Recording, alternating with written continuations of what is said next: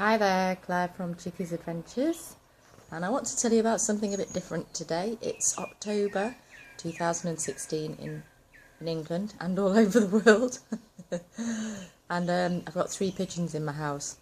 Now I get quite a lot of pigeons to my garden because I feed the birds, and as a consequence 1 or 2 are going to be poorly, and these 3 were flying really wonkily and crashing into windows, not all at the same time, but I spotted them and obviously found out what it was they had, and they've got something called Paramyxovirus, which affects their nervous system, and what happens is they lose their coordination. It's like a nervous disease, and they will get over it and can get over it. Some don't, but some do, and it takes about 6 weeks. So what happens is they end up just running around on the grass because they can't take off, or if they do take off it's all zigzaggy and they crash onto the roof. And when they try and eat, you might have seen this with pigeons, they're like pecking at nothing on the ground because they can't really see what they're pecking at. Some go round in circles. It's a tractor. Some go round in circles, and the others you'll see them picking up seeds and flicking their heads right back. The seeds are not going in their mouth. So if you see pigeons doing any of these weird movements, it means that they're not eating, and if they're not eating they'll die very, very shortly. So the one on the right, the light grey one, she had a head injury as well, so she's obviously crashed into something, and yes, and when I brought her in she could hardly lift her head off the floor. The one in the middle came on the next day. It was running around on the garden and it couldn't take off.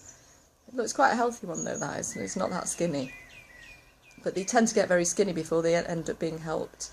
And the one on the left, I opened the windows on the 4th day, and a sparrowhawk was on top of it in the garden. As I opened the windows, the sparrowhawk flew off and the bird ran into the bushes. Trauma. So I grabbed the bird. Now that one's quite lively as well, but none of them can eat for themselves. So I've got a friend who runs a wildlife sanctuary and asked him to come and help me, and he, for the first 4 days, fed these pigeons, the one on the right with liquid for 2 days, and the other 2 with peanuts, small peanuts I might add. And after after the 3rd day I did one myself. It takes quite a bit of, you really need to be shown how to do this. And then after the 4th day I've been doing it myself since then. That the one that's grooming herself, she's picking up, that one on the right, a lot. She's picking up a lot. She was very skinny. So now I am feeding them myself. It takes about 40 minutes because I'm a lot slower than my friend Martin. He runs Wildlife Sanctuary in Adlington.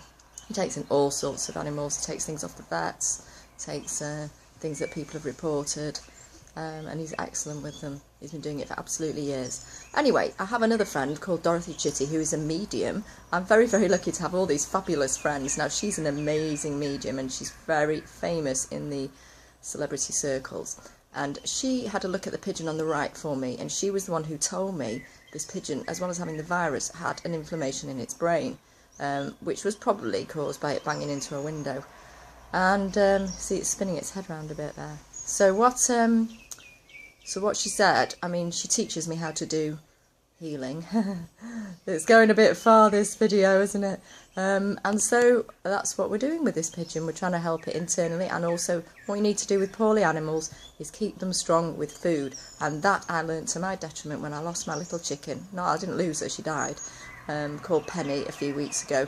She was getting over her egg peritonitis, but she'd got so weak with lack of food or not enough food, because they lose their appetites and they get this huge swelling in their bellies, and they very uncomfortable. That one in the middle is trying to eat now, but she's not actually getting anything. So I know now, next time I have a poorly sick bird or pigeon, you need to give them food. Oh, that one, go on then, that was good. She's doing quite well, the middle one. She can't aim. She can't aim. I don't know if you can see that. So animals who are sick need food because their immune systems need to stay strong. Firstly, to keep them alive, and secondly, to fight what they've got. So I'm going to update you with these 3 pigeons. They don't usually stand like this. They're usually a bit madder. In a few days, and let you know how they're getting on. I am also giving them some mineral salts for nervous problems. You know I love mineral salts and they're absolutely fantastic. And if it's not a critical illness and you have the time, mineral salts will, oh, did you get that one? Well done. Will help cure the problem. But you need about 1 to 2 months on mineral salts. Okay, so I'm signing off now. Ciao for now. Catch you soon.